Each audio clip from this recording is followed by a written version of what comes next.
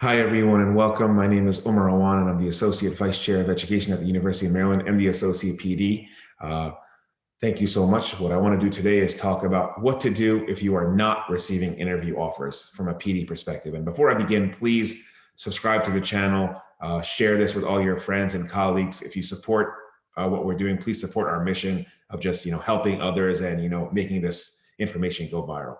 So I want to do this topic because you guys actually recommended me to do this. So I'm happy to do this again. And I think this is very timely because we've been, more than a month after EROS submission, and some of you may not have gotten any interviews or have gotten few interviews. So this is something that's probably on most of your mind. So what can you do to ensure that you may get more interviews as the interview process continues? So tip number one, just be patient.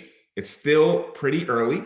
I know you guys don't want to hear that, but it is still pretty early. You may very well get an interview offer at some point, maybe in the next week, in the next 2 weeks, even later. Because quite frankly, programs offer interviews even as late as Christmas time. I remember I got an interview offer to go to UCLA and UCSD for radiology back around Christmas time. So it's very reasonable for you guys to get interview offers even much later, even more than a month away from now. So just please be patient and please know that. Also, there's an interview, there's a wait list. And some of you may not have gotten rejections because you're on a wait list that you're not aware of. So as some applicants start canceling their interviews, you may come off of that wait list. And that may even happen as late as January 20th.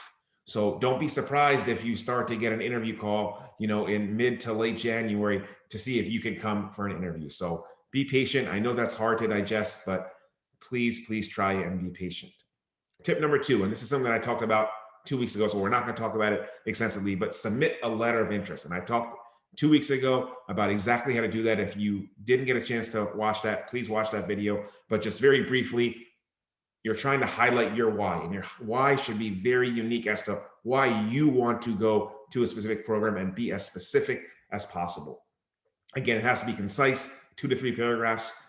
One thing I didn't mention that I want to highlight here is it's often helpful to get feedback from one of your mentors. So before you submit the letter, it may be instructive to show that letter to one of your mentors so that they can edit it, look at it, make sure that you're conveying your message in an appropriate form before you actually submit it to the PD. So I think that's also very helpful. I didn't discuss that insight last time, so hopefully that'll be helpful for you guys this time around.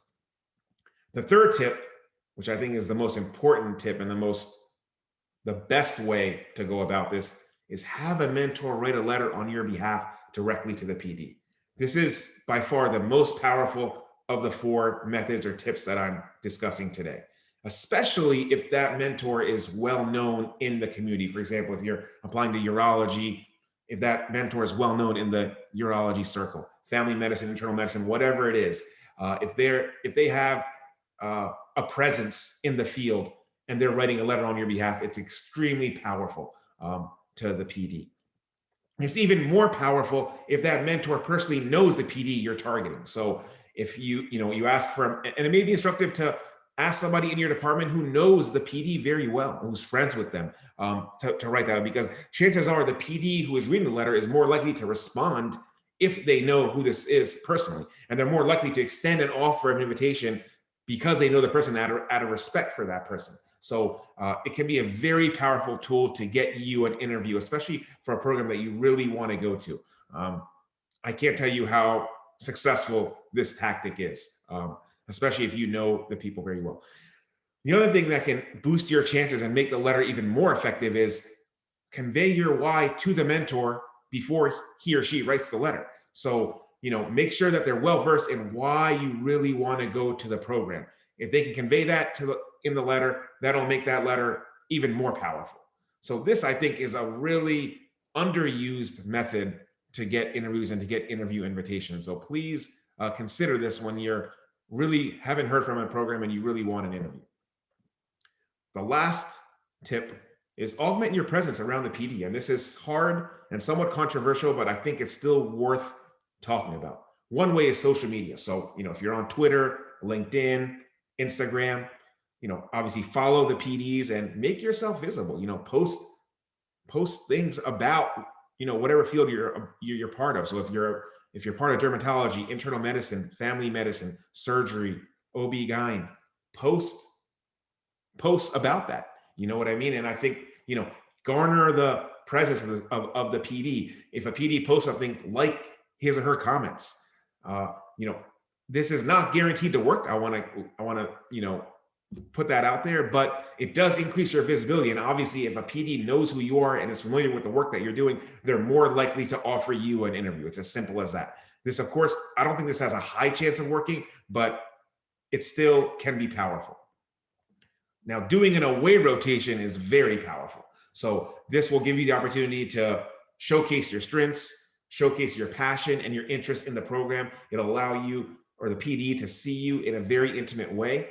It'll allow you guys to establish a relationship with each other. And this can really go a long way in getting you an interview, even now. So even after EROS has been submitted, you go and do an away rotation. I think it can be very meaningful.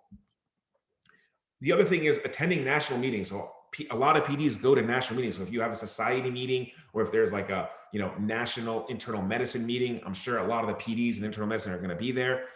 Show your support through attending their talks. Introduce yourselves to them. If they have a face to a name, that can often help. Again, it's not guaranteed to work, but it increases your visibility, and that's the key. The more visible you are to the PD, the more likely you are to get an interview.